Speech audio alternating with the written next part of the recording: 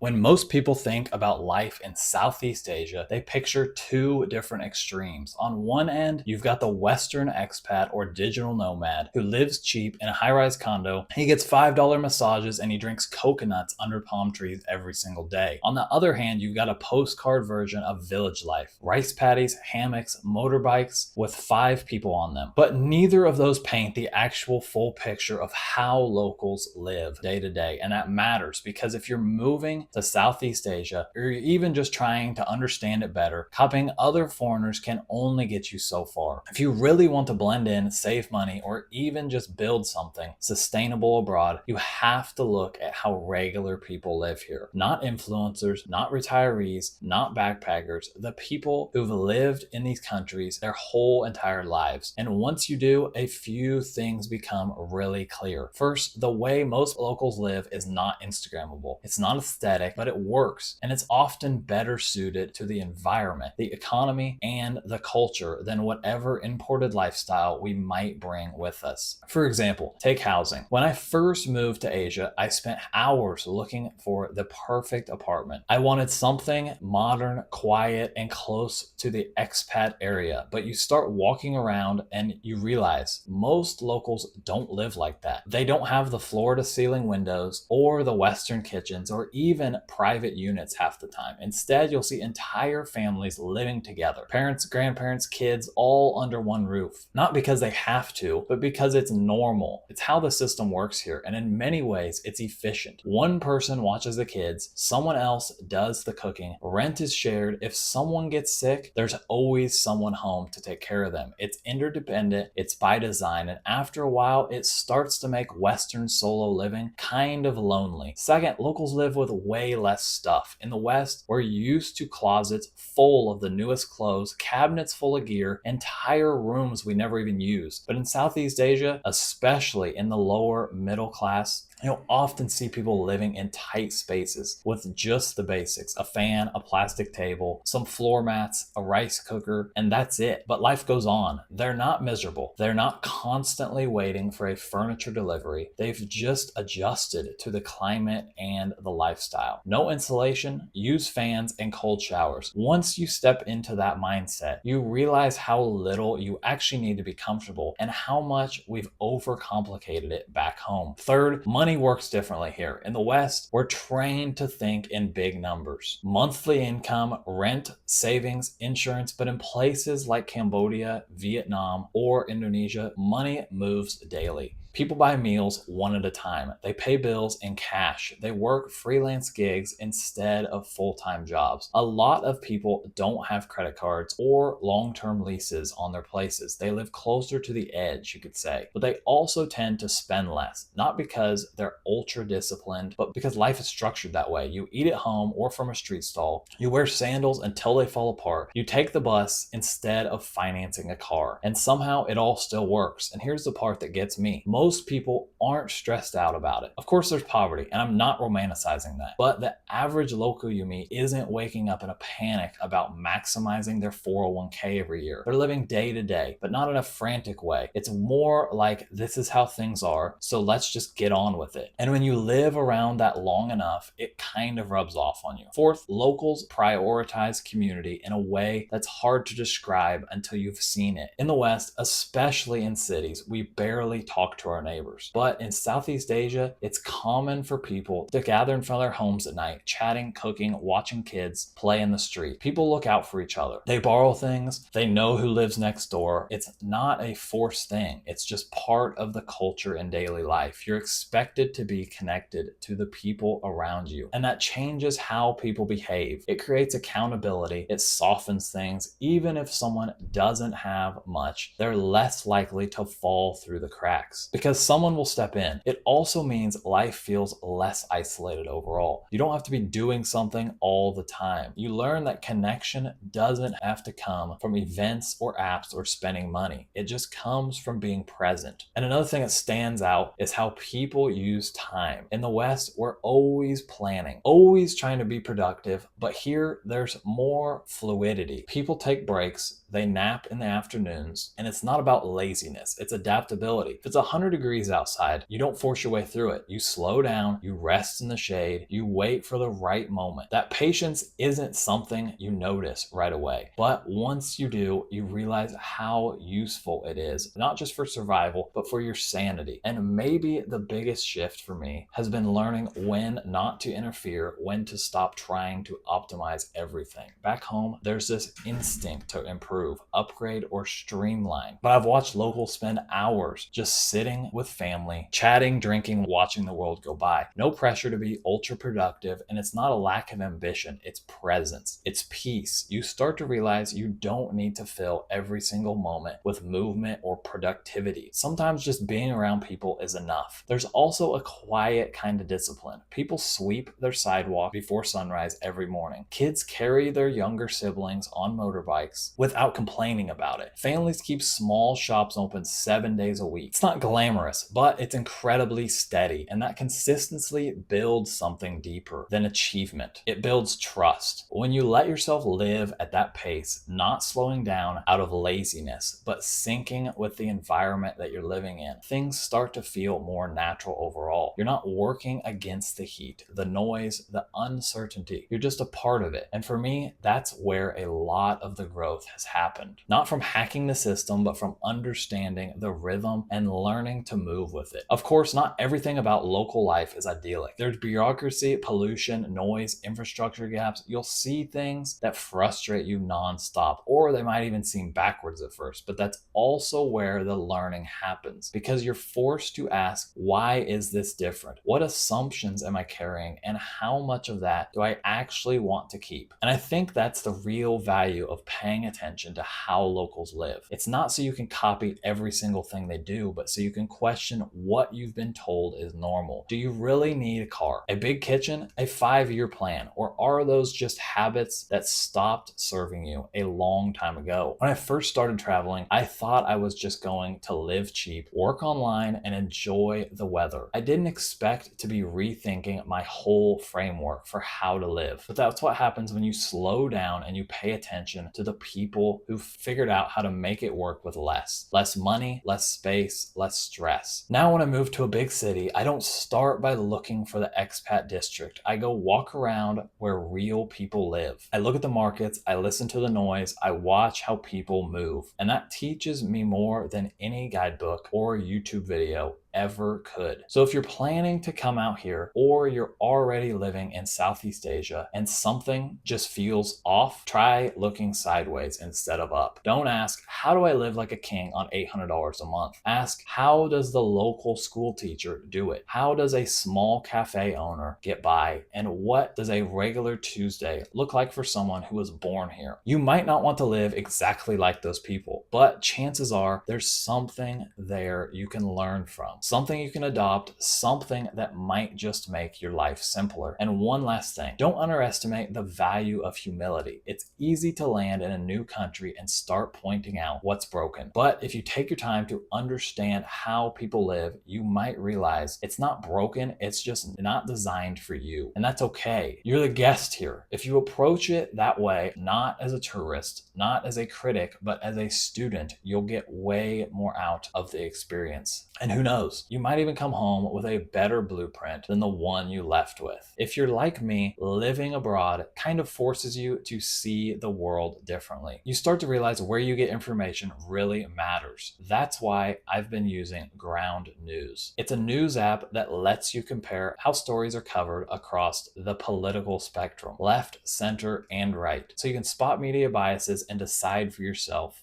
what is really going on. It's helped me stay informed without getting sucked into one-sided narratives, and I think it's a great tool. Check it out at the link in the description and pinned comment below. By using that link, you're also supporting the channel. Thanks for watching, and I'll see you in the next one.